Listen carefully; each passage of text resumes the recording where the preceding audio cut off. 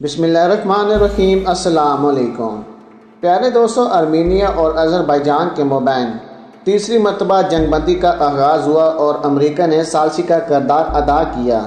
پوری دنیا خوش ہو رہی تھی کہ اب دونوں ممالک کے درمیان جنگ بندی ہوگی اور یہ جنگ ختم ہو جائے گی، کیونکہ دونوں ممالک کے درمیان جنگ کی وجہ سے کافی نقصان ہو رہا تھا اور ہر گزرتے دن کے ساتھ 200 سے زیادہ افراد ہلاک ہو رہے تھے۔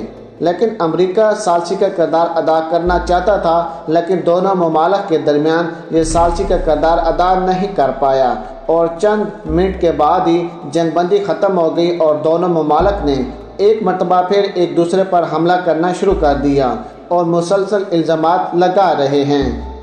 یاد رہے کہ یہ دونوں ممالک کے درمیان یہ تیسری مرتبہ جنگ بندی کی کوشش کی گئی، لیکن یہ ناکام ہو چکی ہے اور اس وقت بھی دونوں ممالک ایک دوسرے پر شدید قسم کے حملے کر رہے ہیں۔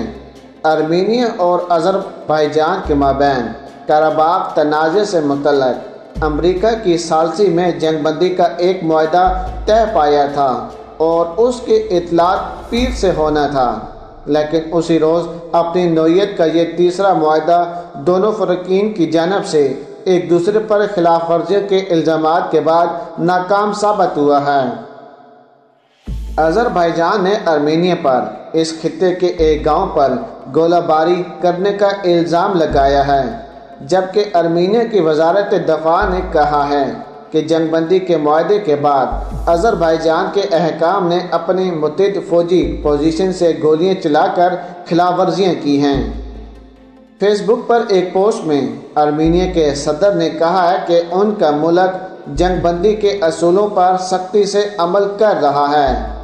دوسری طرف آذربائیجان کے صدر کے ترجمان نے کہا ہے کہ ان کا ملک تحمل کا مظاہرہ کر رہا ہے، جبکہ ارمینیا اپنے قبضے کو تحفظ فراہم کرنے کی کوششیں کر رہا ہے۔ یاد رہے کہ آذربائیجان مسلسل ارمینیا کے جتنے بھی گاؤں ہیں ان پر قبضہ کر رہا ہے اور ارمینیا اپنے گاؤں کو بچانے کے لیے آذربائیجان کو جواب دے رہا ہے۔ دونوں ممالک ایک دوسرے پر میزائلوں سے حملہ کر رہے ہیں۔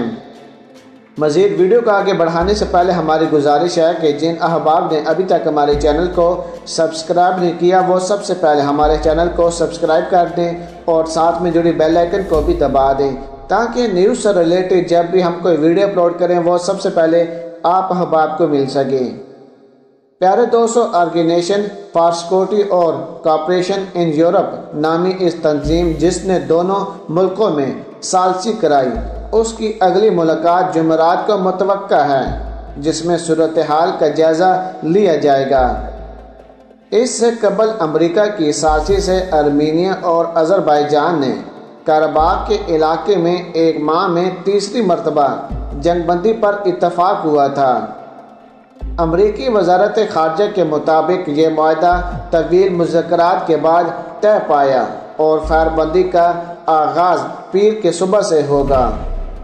رواں ماہ سے ایسے ہی 2 اور فائر بندی کے معاہدے بھی کیے گئے تھے، تاہم بعد میں دونوں ممالک کی جانب سے ان کی بھی خلاف ورزی کی گئی تھی۔ ارمینیا اور آذربائیجان کے درمیان یہ لڑائی قرباخ کے متنازع پہاڑی علاقے میں 27 ستمبر سے شروع ہوئی، تاہم حالیہ دنوں میں اس کی شدت میں اضافہ ہوا ہے۔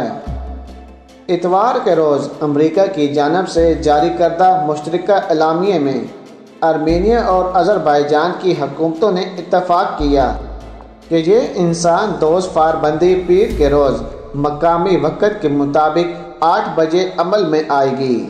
یہ اعلان امریکی ڈپٹی وزیر خارجہ، ارمینیا کے وزیر خارجہ اور ان کے عزری اہم منصب کے درمیان مشاورت کے بعد سامنے آیا۔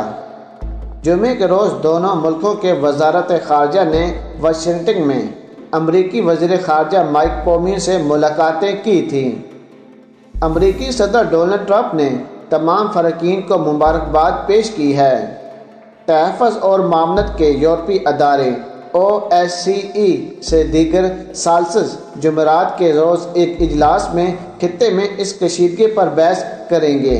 اس سے قبل روس کی ثالثی میں ہونے والے 2 فائر بندی کے معاہدے برقرار نہیں رہ سکے تھے۔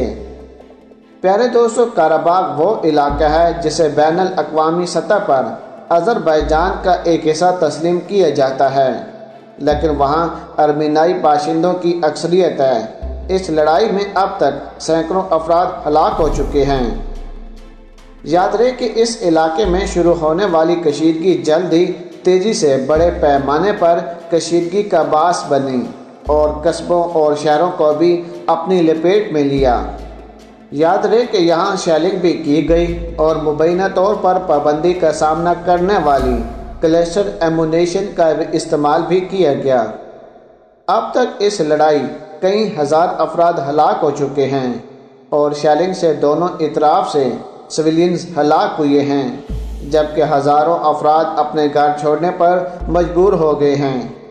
موجودہ لڑائی دہائیوں میں ہونے والی سب سے بڑی لڑائی ہے اور دونوں فریقین نے ایک دوسرے کو الزام ٹھہرایا ہے۔ آذربائیجان اور ارمینیا نے 1988 سے لے کر 1954 تک اس خطے پر جنگ کی تھی اور بالآخر جنگ بندی کا اعلان کیا تھا، تاہم اس پر باضابطہ کوئی معاہدہ نہیں ہوا۔ خدشہ ہے کہ دونوں فریقین کے فوجیوں اور شہریوں کی بڑی تعداد کی ہلاکتیں ہوئی ہیں، لیکن سرکاری طور پر دیے گئے اعداد و شمار کی آزادانہ تصدیق ممکن نہیں ہوئی ہے۔ گزشتہ سوموار کو ارمینیائی فوج نے مرنے والوں کی فہرست میں مزید 19 فوجیوں کا نام شامل کیا۔ اس کے ساتھ ہی اس جنگ میں ارمینیا کی جانب سے مرنے والے فوجیوں کی تعداد 729 ہو گئی ہے۔